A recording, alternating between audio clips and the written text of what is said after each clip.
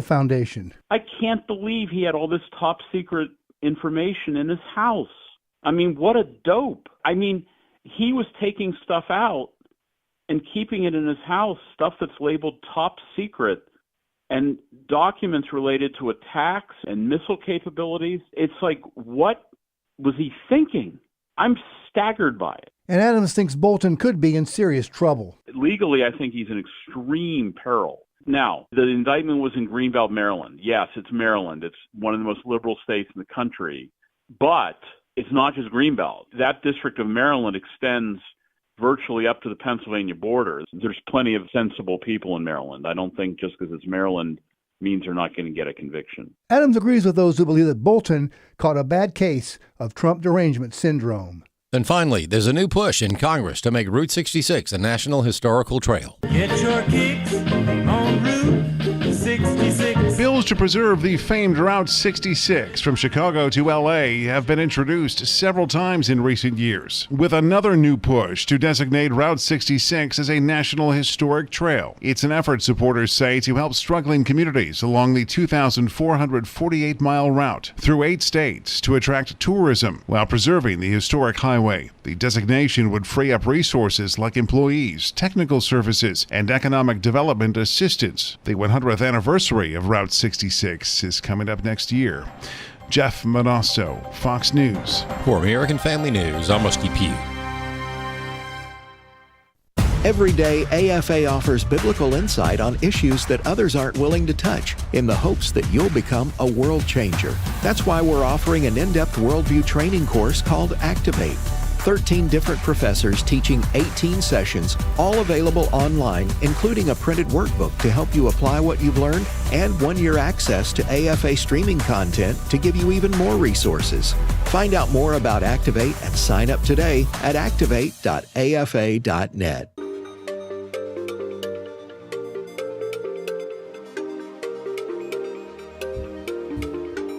We inform. Religious freedom is about people of faith being able to live out their faith, live out their convictions, no matter where they are.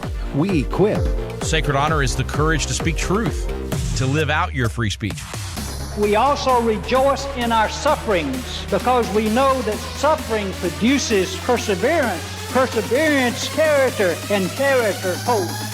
This is At the Core on American Family Radio. Welcome to The Core here on American Family Radio. Walker Wildmon here with you on this brand new edition of the program. It's good to be with you here on American Family Radio. You can check out our website, afr.net, and you can also subscribe to the podcast wherever you listen to podcasts. Just type in the name of the program, At the Core, and click the subscribe or the follow button. And the program will be queued up in your library each and every day. And we also have the American Family Radio app on your mobile device. You can download the AFR app for free, listen to live programming and podcast episodes at your convenience. All right, let's turn our attention to the scripture. Proverbs chapter 30 is where we are this week. Proverbs chapter 30, verses 5 and 6. Every word of God is tested. He is a shield to those who take refuge in him. Do not add to his words, or he will reprove you, and you will be proved a liar. Proverbs chapter 30, verse 5 and 6. Every word of God is tested. He is a shield to those who take refuge in him. Do not add to his words, or he will reprove you, and you will be proven a liar. That's Proverbs chapter 30, verses 5 and 6. Well, if you noticed, the last week you had Rick Green and you had re-airs of myself. If you were paying attention, if you're an avid listener, you picked up on that because I was in Boston. We took our first ever trip to Boston as a group. We had over 100 friends of the ministry there in Boston. My brother Wesley and I led the tour of Boston, Freedom Trail, Plymouth, Lexington, Concord, and the list goes on. We had an excellent trip. The first day, we got a little bit of that nor'easter, rain and wind. But once we got past the rain and the wind, we had a good final few days of sunshine and cool temperatures there in Boston. So we enjoyed our time with our listeners and our supporters there in Boston, and it was a very memorable trip. And for considering it was our first trip there, our inaugural trip, it went pretty smooth. No major delays or cancellations, etc. The government was shut down and is still shut down, but thankfully most of our sites were run by private groups, so that wasn't very much affected either. So good trip at Boston, and our next tours are of Israel and Greece. Those are back-to-back coming up in March of 2026, which is really just right around the corner. Registration is going to close on that in December. So if you've been delaying and waiting, I've actually talked to some of you who want to go to either Israel or Greece. That registration is going to close in December. So you'll want to go ahead and register for that before then. That's March 2026 tours of Israel and Greece. You can go over to wildmangroup.com to check out those dates and all the information about those. All right, jumping into the news, I want to cover this segment, and then we have some guests coming up in the second and the third. The Democrats are still demanding billions, hundreds of billions of spending of their priority wish list items in order to fund the government. And it's pure politics, even by the Democrats' own admission, this is pure politics. It's all about leverage and negotiating and seeing what they can get out of President Trump and the Republicans. And we're going on 3 weeks now of a government shutdown. There's some speculation that it's going to continue on through Thanksgiving. There's also some murmurs about the Democrats wanting to fund the government as soon as this week. So who knows where we'll land on that? I guess time will tell. But nonetheless, remember, this is all about health insurance for illegal immigrants. This is all about restoring Biden-era levels of spending. And the Democrats are rejecting the same budget that they already signed off on like over a dozen times. This is the same budget, same continuing resolution that they've already voted on and approved multiple times over the last several years. All of a sudden, they've got a problem with it. And this is all politics. Chuck Schumer is being run by the far left wing of his party.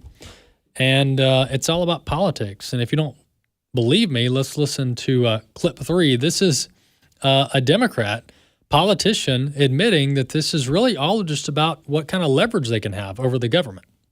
You heard the latest there from the speaker and others, what they're saying, and basically is, hey, same thing. If the Democrats voted for the clean CR, we could open it up and discuss and negotiate from there. Why is that not something that the Democrats are open to right now? Well, we lose our leverage right at that point. And thus far this year, Republicans have governed in a purely partisan one-party rule without talking to us or including us in anything. And look, they got the votes to do that. I guess that's what their power grants them the ability to do. But in so doing, they've destroyed any sort of sense, certainly on the Democratic side, that we're going to be dealt with in good faith. So they need our votes to continue. Now is the time when we actually have leverage to have that conversation and at least give us something other than a vague future promise. So that's Representative Adam Smith of Washington State, far left Democrat. But he admits there that if they vote to fund the government, they quote, and these are his words, they quote, lose their leverage. Technically, he said lose our leverage, but nonetheless, this is the Democrats, this is like Exhibit A of the fact that the Democrats don't really have anything to run on. They are the oppose and the obstruct party. And they whine and complain about, well, the Republicans are pushing through their agenda. Well, folks, this is what happens when you win elections. And if we want to quote Obama, we will. I think it's a good time for that. Quote, elections have consequences. That's what Obama said when they were in charge. And the last time I checked in the history books, Joe Biden and the Democrats jammed through their agenda when they were in charge. And as a matter of fact, if we want to throw some shade on the Republicans, which I'm not against, Republicans actually helped Joe Biden pass his agenda. I believe it was the Inflation Reduction Act, which was a farce. The Inflation Reduction Act that made inflation worse, Republicans voted for it. Republicans, in name only, voted for the Biden agenda. Biden had bipartisan support for his left-wing, inflation-inducing legislation.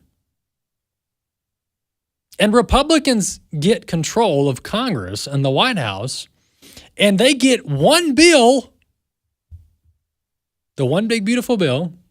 They get one piece of legislation in a 12-month period, and the Democrats just can't believe it. I can't believe President Trump got one piece of legislation through the finish line this year.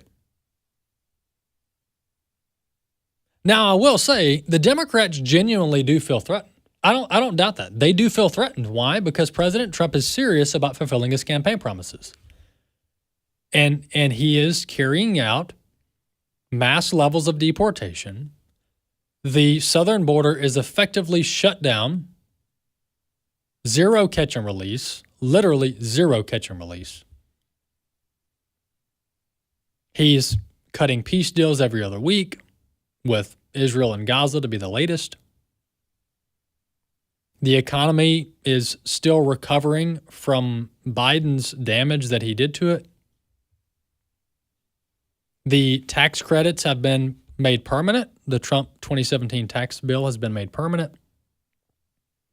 And we could go through tons of other good things that President Trump and his administration are working on. But Democrats don't have anything to run on. They don't have anything to run on. I mean, they are the party of obstructionists and anything that is against Trump, they're in favor of.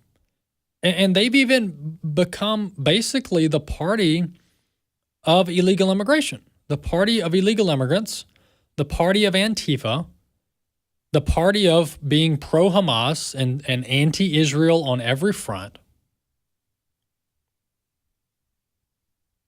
And so that's what this is all about. And Democrats don't really have anything to run on. They run on being against Trump. And I don't know what they're going to do when President Trump's done.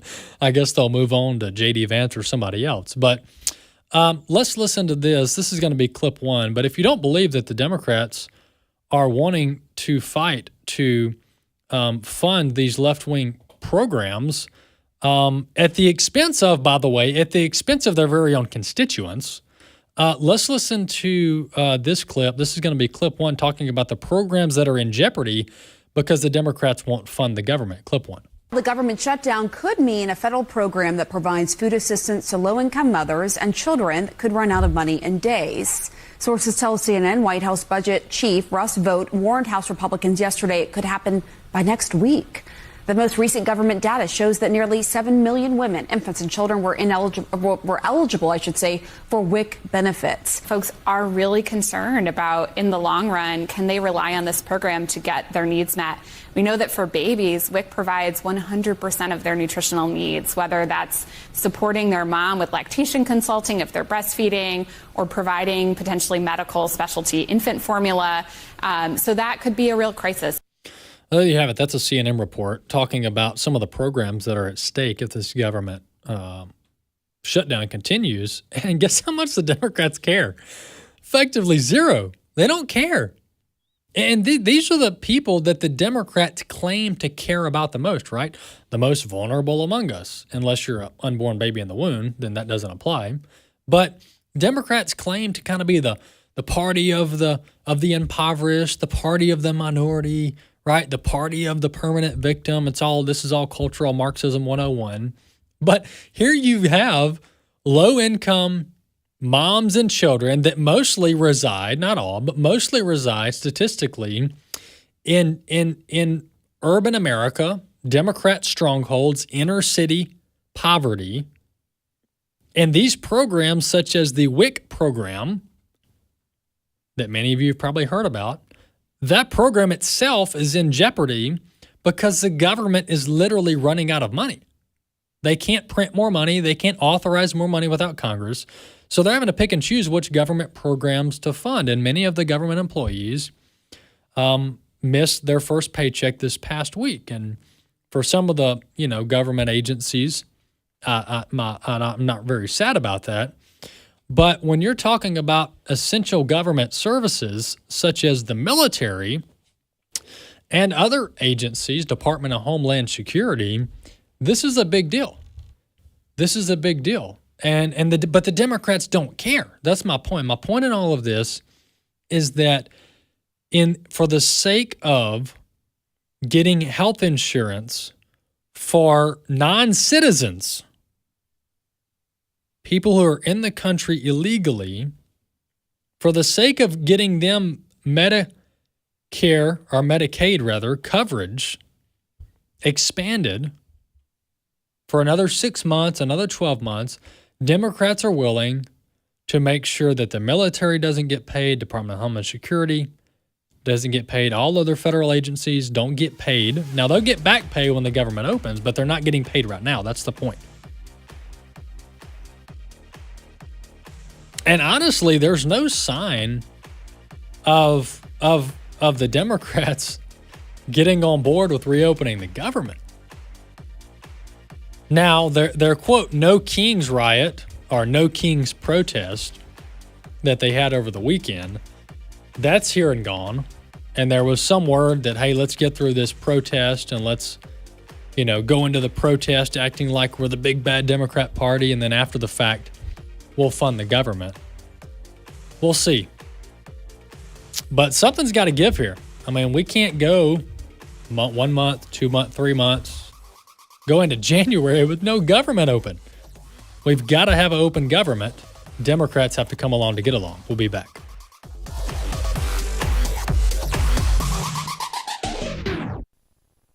Preach the word. Be ready in season and out of season. Reprove, rebuke, exhort with great patience and instruction. My name is Abraham Hamilton III, and this is the Hamilton Minute. As Paul was incarcerated, facing imminent execution by Nero, he told Timothy perilous times were coming. Evil men and seducers would wax worse and worse.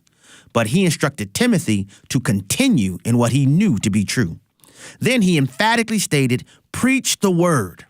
As darkness mounts and wickedness increases, you and I must continue to cling to God's holy word and yield to the lordship of Holy Spirit in our personal lives. And we must absolutely continue to preach the word. We have our orders. Let's magnify the King. Listen each weekday from 5 to 6 p.m. Central for the Hamilton Corner with Abraham Hamilton III, Public Policy Analyst for the American Family Association. If you are 65 or older, you know this. Inflation is hitting everyone hard right now, especially when it comes to healthcare. Over the last 10 years, healthcare costs have skyrocketed by, get this, 230%. If you have Medicare Parts A and B, you know there are still out-of-pocket expenses like deductibles and copayments, and they really add up. But here's some good news. MediShare 65 Plus is designed to fill in those gaps and help protect you from rising healthcare costs. At only $99 per month up to age 75, you get peace of mind at a price you can afford. And MediShare is trusted, too. It's been around 30 years. It's not some big impersonal thing. It's a community of people helping each other. Business owners, pastors, retirees. People love it. MediShare 65 Plus just makes sense. To learn more, give them a call. They're great to talk to. They'll offer to pray with you each time you call, too. Call now. 833-45-BIBLE. That's 833-45-BIBLE. 833-45-BIBLE. Hey, my name is Wesley Wildmon. And I'm Walker Wildmon. And we're brothers, and our family have been leading tours to the land of the Bible for more than 30 years. Coming up in March of 2026, we would love for you to join us for something very special, a Footsteps of Paul tour, a journey through Greece. We'll walk exactly where the Apostle Paul walked, through Athens, ancient Corinth, Philippi, and Thessalonica. You'll enjoy unforgettable experiences and meaningful fellowship with believers and with Wesley and Walker. And we'll eat well, laugh a lot, and yes, eat well again, and most importantly, we will grow in our faith as the Bible comes alive before your eyes. You'll get to see the very things that we read about or that your pastor talks about in church.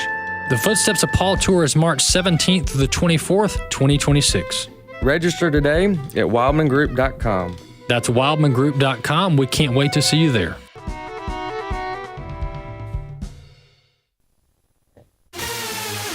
At the Core podcasts are available at afr.net. Now, back to At the Core on American Family Radio. Welcome back to the program here on American Family Radio. You know, just to put a bow on this whole government shutdown discussion, what you'll notice is, and I don't want to minimize the government employees that aren't getting paid. That's a big deal. And the security implications for our national security when you have, government employees knowing they're not getting paid, calling in sick, etc. That could be very problematic. But there are several government agencies and departments that when they're shut down, nobody in America knows, and nobody in America's life is impacted by it.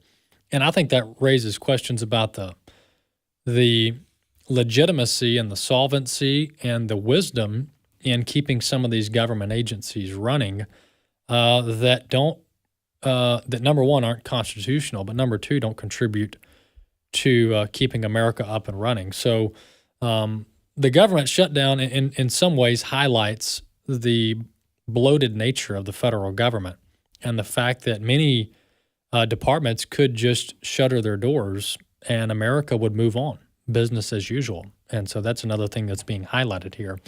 All right, let's jump to our next guest. Jamie Bryan Hall is with us, and Jamie is Director of Data Analysis over at the Ethics and Public Policy Center. He's also a fellow at the Life and Family Initiative over at EPPC as well. Jamie, welcome to the program. Well, thank you for having me on your show today. I really appreciate it.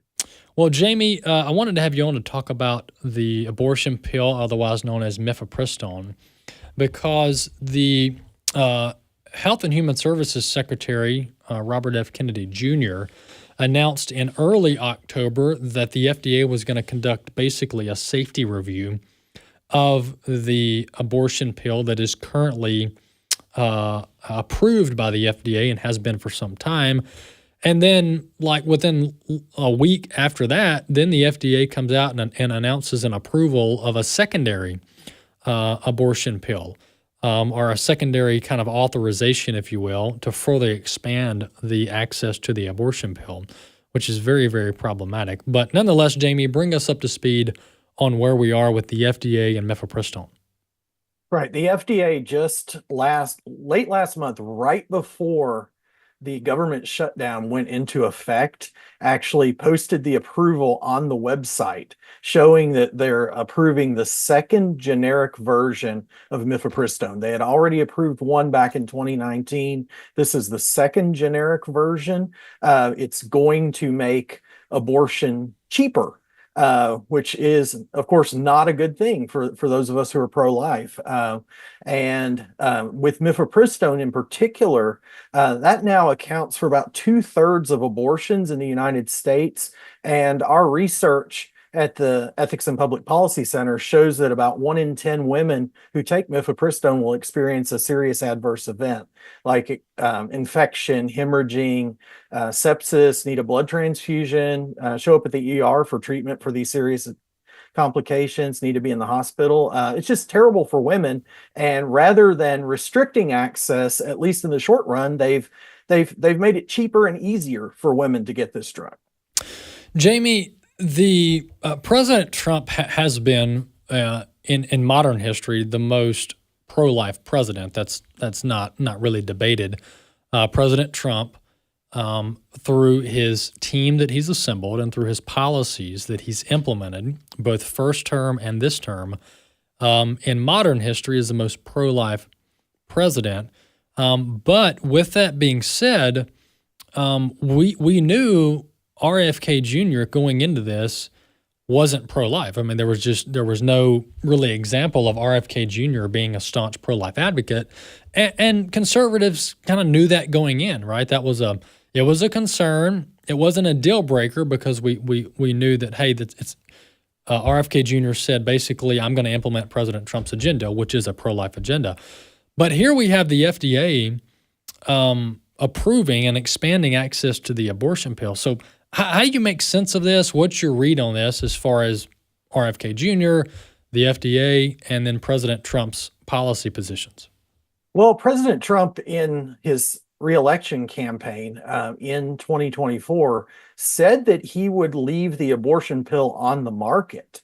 The problem, the severe problem here is not only is it available in the states that legalized abortion, but it's available in the states where abortion is absolutely illegal because there aren't restrictions requiring even an in-person doctor visit in order to obtain mifepristone. So what we're saying is, if you want the conservative states to actually be able to enforce their pro-life laws, you need to get this dangerous pill either off the market entirely, or at least make it so that the women who try to take it have to go to the doctor first and be checked to make sure that it's not going to hurt them. We know it's going to hurt the baby, but let's at least make sure the women are safe. Let me ask you this. Once again, we're talking to Jamie Bryan Hall, Director of Data Analysis over at the Ethics and Public Policy Center, EPPC. What process does the FDA have to go through to rescind a previous authorization? So President Biden further expanded the abortion pill under his administration. The FDA did. What process needs to happen here for the FDA to rescind that? Because I'm not even seeing word of that process having begun, other than maybe the fact that RFK Jr. said, hey, we're looking into this. Yeah, they've said that they're going to conduct a review of the safety of mifepristone. The FDA has to evaluate any drug for both safety and efficacy. Our study, which we published April 28th at EPPC, showed that the abortion pill is not as safe as claimed, that you're getting serious adverse events in 10.93% of cases when the drug label is saying less than 0.5% of cases. We're also showing that it's fails twice as often as is said on the label either. So either on safety or efficacy, the drug does not do what the label says when it's prescribed for women in the real world. The FDA has complete jurisdiction over assessing safety and efficacy of drugs. They can put restrictions in place on how it can be dispensed, which is what we're calling for them to do at a minimum, if not take the drug off the market. That's up to the FDA.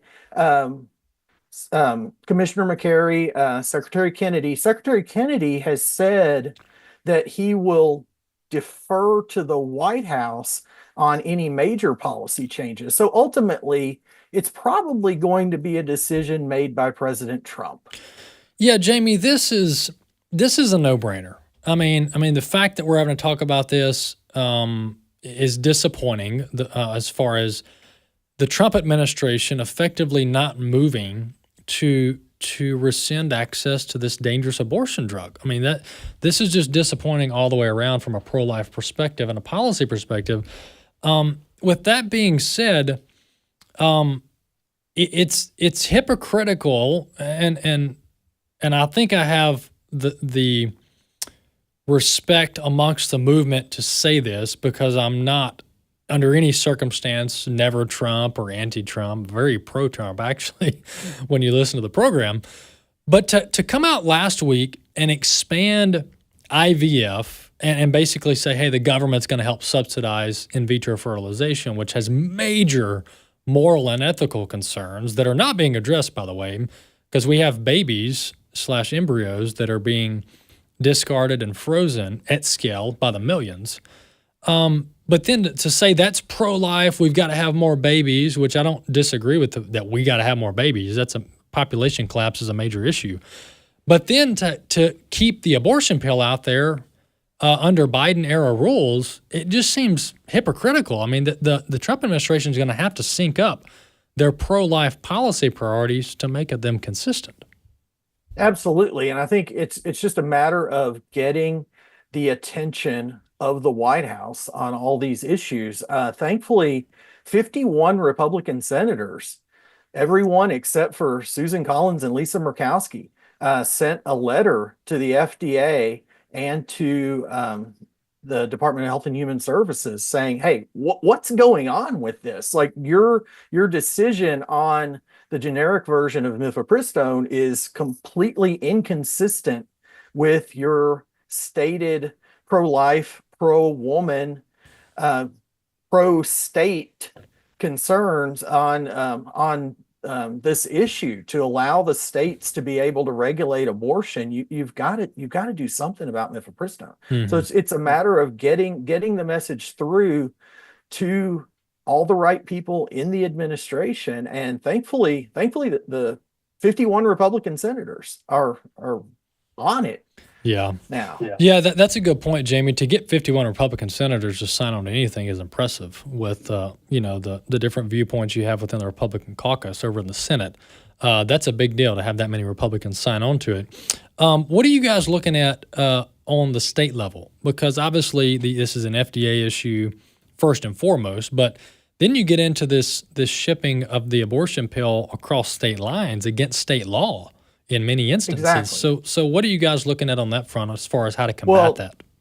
Well, 22 Republican state attorneys general, sent a letter over also to HHS and the FDA back at the end of June, explaining their concerns and how that they need to have the in-person doctor visit, at least at a minimum, in order to be able to ensure the safety of women in their states. So they're on top of it. We've seen lawsuits filed. State of Louisiana now filing suit against HHS and the FDA, saying they can't enforce their laws under the current regime. You need to at least go back to in-person doctor visits, if not put back in the entire safety protocol that was originally in place when the drug was approved in 2000 under Bill Clinton. Mm-hmm. Not exactly a pro-life politician there, but he at least allowed for a regime of safety protocols that was looking out for the interests of women, that was requiring at least 3 in-person doctor visits. You had to take the pill in the office. So there was no possibility that someone was forcing a woman into it against her will, which has been the problem in so many of these instances here lately that we're hearing about, where women are being forced by a boyfriend, husband, their own mother, to take this drug against their own will, and with tremendous risk to their own safety. Yeah, you guys, as you mentioned, put out an excellent report in April. We'll link to that report on our show notes. But the horror stories are plentiful, and it's very sad when you read the testimony of women who've taken the abortion pill. And I'll spare the graphic details, but anybody who wants to do their own research, go read what these side effects and the primary effects, not just side effects, the primary effects of a forced miscarriage is what it is through the abortion pill. Very graphic, very terrible, taking of innocent life for the child, harm to the mother, the emotional side of this and mental side and spiritual side. It's just all around a bad deal, and the government has no business signing off and furthermore expanding access to this dangerous abortion pill. Hey, Jamie, once again, we've been talking to Jamie Bryan Hall, Director of Data Analysis over at the Ethics and Public Policy Center. Jamie, we got about 30 seconds left. Tell our folks where they can read more about your work. Well, our coalition, the Stop Harming Women Coalition, has a website, stopharmingwomen.org, that links to all of our studies that we've released so far. It has some testimonials from women who have been harmed by the abortion pill. It has links for those of you who'd like to send letters to the FDA, to HHS, to encourage them to act on this. Everything that you need from us is available at stopharmingwomen.org. All right, stopharmingwomen.org. Keep it simple. Appreciate that, Jamie. Thanks so much for coming on the program. Great. Thank you. All right. That URL pretty much sums it up. Stop harming women and babies. You know, the Trump administration is going to have to step it up on this. This is absolutely absurd that you have Biden era radical pro-abortion baby killing policies in place, and the FDA is not moving near fast enough or moving at all, as far as I'm concerned, to rescind these provisions. I mean, this should have been a day one, January 20, 12:01 p.m. East Coast time policy priority. And even RFK Jr. being, quote, pro-abortion, I highly doubt he would even agree with these Biden-era policies that are still in place under the FDA. And the reason this is further disappointing, even more, is because the time it takes to rescind these rules. So here we are, roughly 9 to 10 months in to the Trump presidency, and this hasn't even begun. The rule rescission hasn't even begun. So we're talking months down the road, possibly a year if this were to begin today, and it hasn't even begun that we're aware of as far as the FDA rescinding these Biden-era rules. We're going to link to this Ethics and Public Policy Center report that was put out earlier this year on the dangers of the abortion pill. We'll link to that over in the show notes. That's terrible. It's terrible. And the Trump administration claims to be pro-life, and they're expanding IVF, which is a questionable procedure morally and ethically. We've talked about that before. So the Trump administration is claiming, hey, we're pro-life, we're pro-family, but let's keep the most radical abortion provisions in place over at the FDA. Completely hypocritical. We'll be back in a few.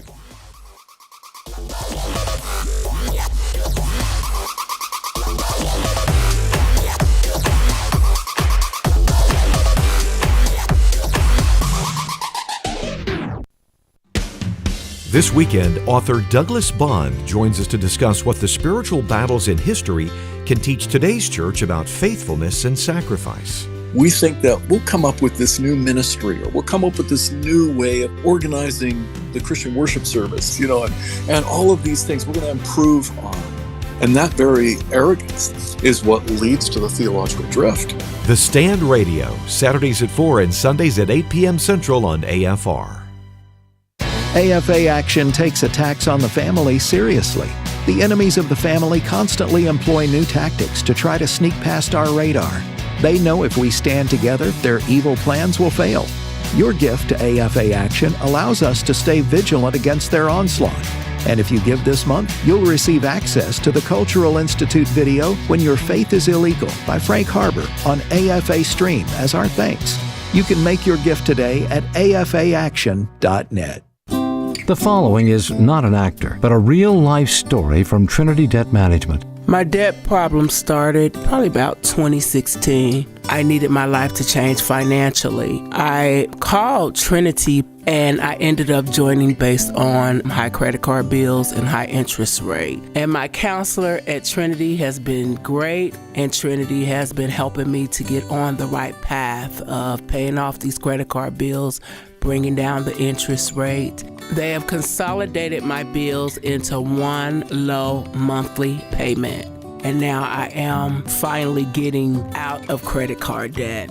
So I just want to say thank you, Trinity, for showing me a better and greater path. If you're in debt and you need help, call Trinity at 1-800-788-1813. My name is Sharon, and soon I will be debt-free for keeps. 1-800-788-1813. What if healthcare could be more than bills and bureaucracy? What if it could reflect faith, foster community, and offer spiritual support? At Redeem HealthShare Ministry, the mission goes beyond medical bills. It's about honoring Christ and embracing healthcare that aligns with Christian values. Redeem members share medical expenses through monthly contributions, supporting one another in a Christ-centered community. It's not insurance, it's believers helping believers through financial support and prayer. And Redeem Health Share provides freedom for members to select the doctors, hospitals, and treatments that are right for them. No networks, no restrictions, just faith-driven care. From everyday checkups to unexpected medical emergencies, Redeem offers flexible programs and encouragement rooted in Scripture. Because your health care should reflect your faith, not compromise it. More at redeemhealthshare.org. This is At the Core on American Family Radio with your host, Walker Wildmon. Welcome back to The Core here on American Family Radio. Walker Wildmon here with you. We are live streaming the video over on Facebook, At the Core on Facebook, and on X as well, on the American Family Radio, the AFR handle on X. You can live stream the program there as well, the video. And as always, we're live streaming the audio over at afr.net, afr.net. Well, I want to jump to our next guest, who has been a guest of the program before. Julie Pickren is with us. Julie is a member of the Texas State Board of Education. She is serving District 7, one of the, if not the largest district in the state of Texas. She can correct me on that if I'm wrong. Julie, welcome back to the program. Hi, thank you for having me. Well, Julie, you've been on the program before. You've done an AFA at Home episode with us talking about education in America. In many regards, Texas is leading the way on education in America from multiple vantage points. But one of the latest developments that you've been working on as a member of the Texas Board of Education is ensuring that true American history is being taught, not Marxist interpretations of American history or other versions of American history that undermine our founding principles, undermine our founding fathers, and create this sense of shame and embarrassment about being American. But tell us about this excellent development and this new implementation of history curriculum in the state of Texas. Yes, I would love to. And I do. I have the honor of representing about 10,000 square miles of the great state of Texas, bigger than 9 U.S. states. So I do represent a very large territory, and in my humble opinion, the very best parts of Texas.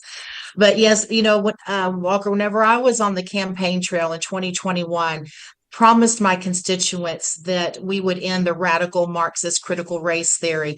But you can't just end it. If you just say that we're going to remove critical race theory or Marxist indoctrination out of education, if you just remove it, you're going to leave a vacuum. And so I promised my constituents that I would not only remove critical race theory, but I would work very hard to replace it with a pro-America, pro-Texas, robust, rich teaching, truthful teaching of U.S. history and Texas history. And so I am very proud and very thankful to God to say that I have now delivered on that promise to my 2.5 million constituents.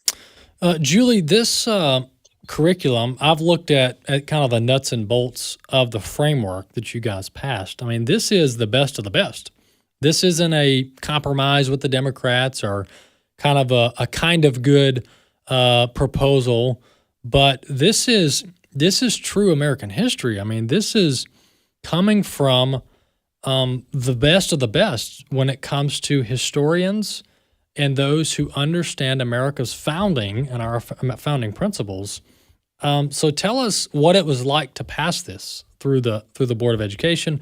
Did you guys get any pushback? What was the vote totals? What was the vote breakdown? Give us a little inside baseball on how this took place. Yes, sir, I would love to, because, we've talked before in the past. I've been on your show before, and I love to operate in a spirit of excellence. Whenever it comes to America first and the richness and the greatness of America, there's not really much compromise inside of me, because the compromise would be to, in my view, would be to adopt a lie or accept woke indoctrination. So I promised my constituents I wouldn't do that. And so God was very good. Kind of the inside baseball story on this, you can imagine the resistance and the pushback on this, because Texas is such a large state.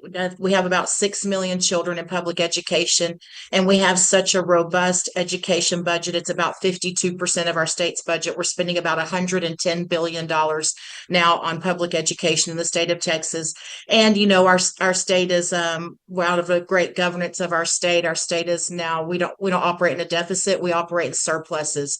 So what that means for education is that the national publishers for education materials for the country, they now want to cater to the state of Texas. They now want to, cater to what we want, to our standards, because we're the largest now in public education servicing children, and we have the most amount of money. I mean, just blunt truth, Texas can pay our bills. We're not operating like California out of a massive deficit, or other states that have a large population of school-age children.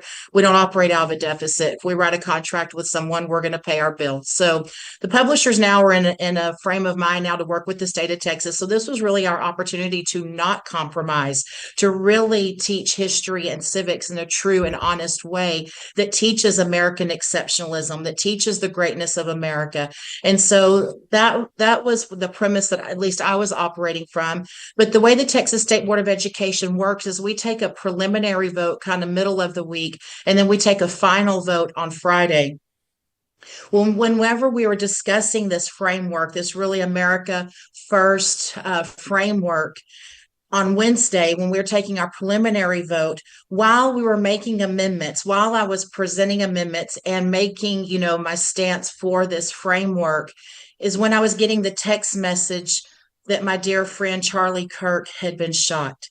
So you can imagine the emotions in the room. I think if you go back and look at the video while I am laying out my support for this framework and my support for even strengthening it further to make it more America First and teaching more American exceptionalism, you'll actually see in that video, you'll see tears coming down my face, not because I'm sad about this framework. I'm so proud of where we're moving in social studies, but just because I just received a text message that my dear friend Charlie Kirk had been shot. And so the room was rich with emotion at the moment. And so because of circumstances, because the other side was taking advantage of the loss and the hurt and the shock and the grief of the room, along with some moderate Republicans who did not want this. We have moderate Republicans in the State Board of Education that fully wanted a global citizenship framework adopted. They buy into the Common Core, to the national Common Core standards that are firmly focused on producing a global citizen, not a American citizen or a citizen of Texas, but focusing more on the globalization and the world cultures and world histories. But they were just fully taking advantage of the spirit in the room, because we had all just learned about Charlie, and they dropped a framework that nobody had ever seen. They dropped it. They proposed it as a substitution framework, kind of out of the blue. Nobody had ever seen it. There was a little bit of, like I said, a little not chaos, but just the room was offset because of Charlie. Like, we're all getting text messages and what have you. And so they took advantage of the situation, and they passed a framework that no one had ever seen. And so to really drive this point home, this framework that was passed, that was based on global citizenry and based on turning our students in Texas into global citizens, I did not even see that framework until 24 hours after it passed. So this was like a Nancy Pelosi moment in the state of Texas. You need to pass it so you can read it. So I didn't even receive the framework until after 24 hours after it was passed. But then wonderful things happened. We had a day in between that preliminary vote that we lost that adopted a global first framework. And we had a Thursday day break in between till the final vote. And in that Thursday is when really everybody came together. Grassroots came together. Grassroots, I mean, thank you. We the people. If y'all, I'm sure you've heard me say this before, but the power is always with we the people. So we the people stood up. We the people in Texas stood up. And people started emailing and calling and really making a difference on these votes. Governor Abbott stepped in. Secretary McMahon, she was very favorable of an America First framework. So really a lot of people stepped in. Lieutenant Governor Dan Patrick, a lot of people stepped in on that Thursday, on that in-between day, and really stepped in to express their support of the framework that we did wind up passing on Friday. But really what moved the needle was just, moms and dads, grandmas and grandpas, aunts and uncles. It was the power of we the people making the phone calls, emailing all of the State Board of Education members and saying, we don't want our children, we don't want our grandchildren to be educated on the sovereignty of the United Nations, on the sovereignty of being a government that's not representative of America, that negates America's sovereignty and Texas' sovereignty as a state. We don't want that. We want our children to understand U.S. history and Texas history, and we want our children to understand great U.S. civics and what it means to have God-given unalienable rights. So really, we the people stepped up, and I am so thankful to God that we won the final vote on Friday. Yeah, that's excellent, Julie. You guys are leading the charge over there, and other states need to adopt this similar framework. I mean, it's really the way to restore true history in America's classrooms, and this is a blow to those who have tried and successfully, in many regards, rewritten America's history. I mean, this is really a major defeat for the left because they want to hijack American history. They want to teach children, young people, to be ashamed of America, that America was founded by a bunch of racist, mean, bigoted men, and nothing can come from it. And we've all heard these left-wing talking points that are aimed at demoralizing our populace and creating really a voting block of people that hate the country and want to bring it down. That pretty much sums up the Democrat Party of 2025. But this is a direct assault on that left-wing movement. And we need other states, Julie, and speak to this. We've got about a couple minutes left, but speak to the need of other states to pick this up because Texas has done it, but other states have to pick this up as well because we need students all around this country learning America's true history.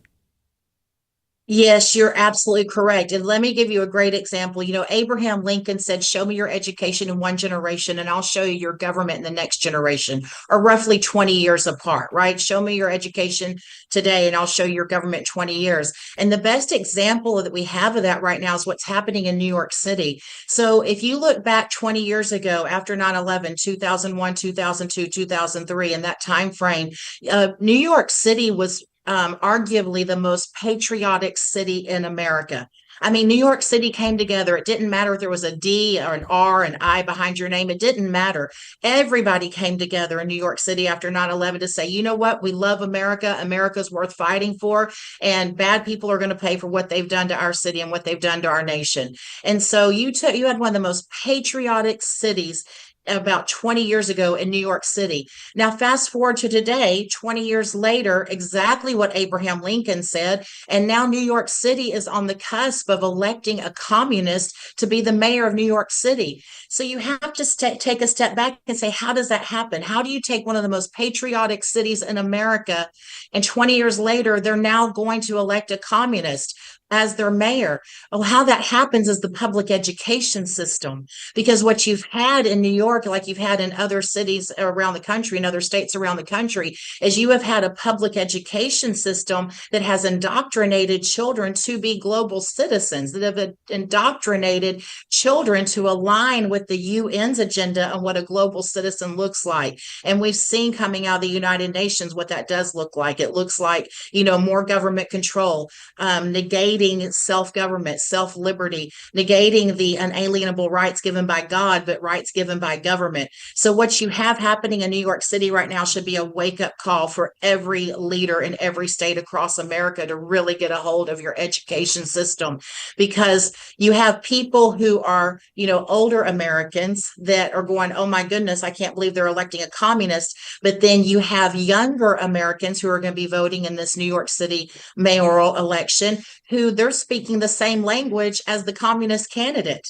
right? They're all speaking the same language. We're the ones in the back of the room going, what are you doing? That's a communist. But that's what happens when you have woke indoctrination in your public schools. And I just hope that everyone looks at what's happening in New York City as a beacon, as a flare in the sky to wake up and take your public education system back and really start teaching the greatness of America, the beauty of America, and start teaching the harms of communism.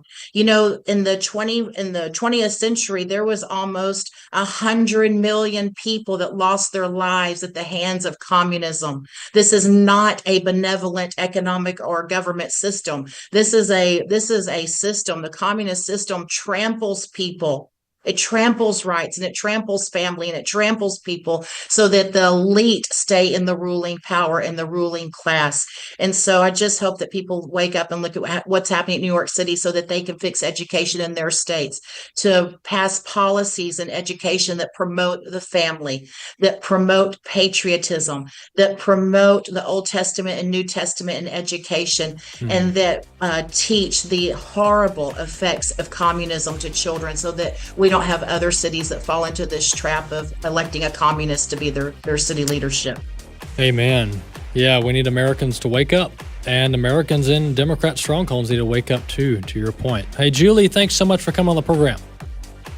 Yes, sir. If I can just say one more thing, if your viewers will go to National Association of Christian Lawmakers, NACL, National Association of Christian Lawmakers, we have fantastic model policy for all 50 states to protect public education in your state. Excellent. So anyone that I can work with, I'm always available. Thanks, Julie. That's Julie Pickren, Texas State Board of Education, District 7.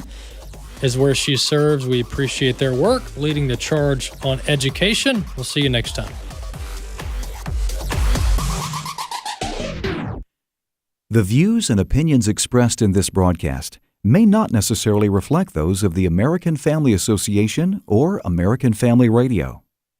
Faith, family, freedom. American Family Radio. Teenage years can be a time of